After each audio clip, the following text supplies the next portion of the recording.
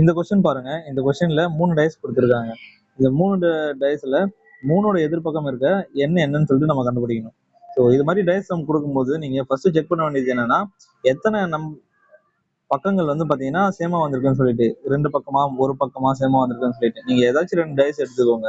நான் வந்து first second எடுத்துக்கலாம். இதுல வந்து பாத்தீங்கன்னா 2 நம்பர் வந்து சேமா வந்திருக்கு. 2 4, இதுலயும் 2 4 வந்திருக்கு. ஸோ இது மாதிரி 2 பக்கம் வந்து சமமா சேமா வரும்போது நமக்கு மூணாவது பக்கம் இருக்கு இல்லைங்களா, இது வந்து பாத்தீங்கன்னா அடுத்த இருக்க டயஸோட வந்து பாத்தீங்கன்னா மீதி இருக்க பக்கத்து கூட எதிர்பக்கமா அமையும். அப்போ வந்து பாத்தீங்கன்னா நம்மளோட ஆன்சர் வந்து 6. ஸோ இதான் நம்மளோட ஆன்சர். உங்களுக்கு இது மாதிரி கொடுக்கும்போது நம்ம 3 டைஸ் வச்சு நம்ம ஆன்சர் கண்டுபிடிக்கணும்னு இல்லை, ஏதாச்சும் 2 டைஸ் வச்சு கூட நம்ம ஆன்சர் கண்டுபிடிக்கலாம். ஸோ இந்த மேல இருக்க கொஸ்டினுக்கு நீங்க ஆன்சர் பண்ணுங்க.